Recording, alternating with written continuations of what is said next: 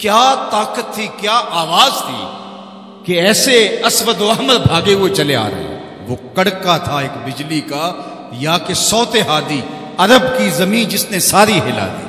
اور زمانے نے دیکھا آج 7 ارب کی آبادی میں 1 ارب 70 کروڑ کے قریب مسلمان ہیں۔ جاپان میں سب سے تیزی سے پھیلنے والا مذہب اسلام ہے، یورپ میں سب سے تیزی سے پھیلنے والا مذہب اسلام ہے، بے عمل صحیح جیسے بھی صحیح، لیکن حضور علیہ الصلوۃ والسلام کا دین پھیلتا چلا جا رہا ہے۔ فرمایا جنت میں کل 120 صفیں ہوں گی، ٹوٹل صفیں جنت کی 120 ہوں گی۔ 40 صفیں آدم علیہ السلام سے لے کے حضرت عیسیٰ علیہ السلام تک تمام نبیوں کی امتوں کی ہوں گی، 80 صفیں صرف میری امت کی ہوں گی۔ یہ ہے حضور علیہ الصلوۃ والسلام کے پیغام کی آفاقیت۔ جدھر دیکھو حضور کے دیوانے دکھائی دیتے ہیں۔ اللہ ہمیں توفیق عمل دے۔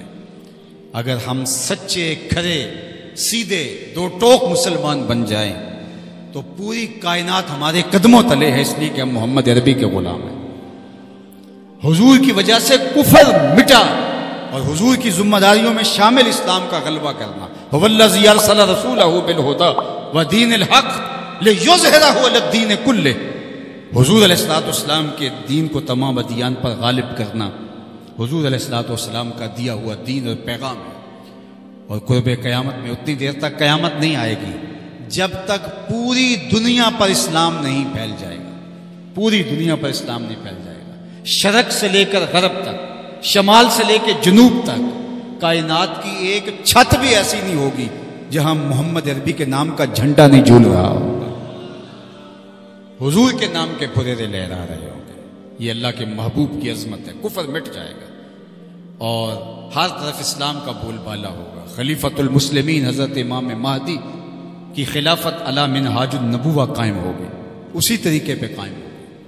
حضرت عیسیٰ علیہ السلام کے انفاس کی مہک سے دجال پگھلتا چلا جائے گا، اور حضور کے دیوانے آگے بڑھ بڑھ کے اسلام کے جھنڈے گاڑتے چلے جائیں گے، اور پوری کائنات کے اندر پھریرے حضور کے ہوں گے۔ تو فرمایا انا الماہی، میں ماہی ہوں۔ اللہ اکبر۔ الذی یمحو اللہ بی الکفر، اللہ میری وجہ سے کفر کو مٹا ڈالے گا۔ ہر طرف اسلام کے پھریرے لیں۔ وانا الحاشر الذی یحشر الناس علی قدمی، اور میں حاشر ہوں، اور قیامت کے دن جو ہے وہ لوگ میرے پیچھے پیچھے آئیں گے اور میرے قدموں پہ آئیں گے۔ فرمایا سب سے پہلے میری قبر کشادہ ہوگی، اور پھر ابو بکر کی قبر، پھر حضرت عمر کی قبر۔ دائیں ہاتھ میں ابو بکر کا ہاتھ ہوگا، بائیں ہاتھ میں عمر کا ہاتھ ہوگا۔ ہاکذا نبعث یوم القیامہ، فرمایا قیامت کے دن ہم قبروں سے ایسے ہی اٹھیں گے۔ اللہ اکبر، کیا شان ہوگی، کیا عظمت ہوگی، کیا رفتوں کے پھریرے ہوں گے۔ اور پھر حضور حشر میں آئیں گے۔ اللہ اکبر، پھر حشر میں حضور کا آنا، اور پھر لوگوں کی پناہ بننا، لوگوں کے لیے امان بننا۔ پیش حق مجدہ شفاعت کا سناتے جائیں گے، آپ روتے جائیں گے، ہم کو ہنساتے جائیں گے۔ وسعتیں دی ہیں خدا نے دامن محبوب کو، جرم کھلتے جائیں گے اور وہ چھپاتے جائیں گے۔ وَأَنَا الْعَاقِبُ الَّذِي لَيْسَ بَعْدَهُ نَبِيٌّ، اور میں عاقب ہوں۔ عاقب، اور عاقب وہ ہوتا ہے جس کے بعد کوئی نبی نہیں ہوتا۔ پس خدا بر ما شریعت ختم کر، بر رسول ما رسالت ختم کر۔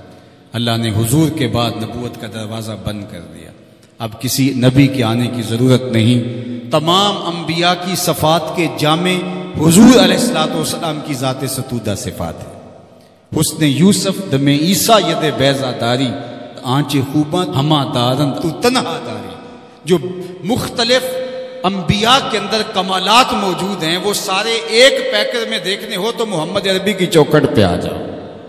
یہاں تمہیں کمال بھی نظر آئے گا، جمال بھی نظر آئے گا، جود و نوال بھی نظر آئے گا، یہاں حسن بھی نظر آئے گا، حلم بھی نظر آئے گا، علم بھی نظر آئے گا، شان و شوکت بھی نظر آئے گی، رحمت بھی نظر آئے گی، اور یہاں ہاتھ میں تلوار پکڑے نبی جہاد فرماتا ہوا بھی دکھائی دے گا۔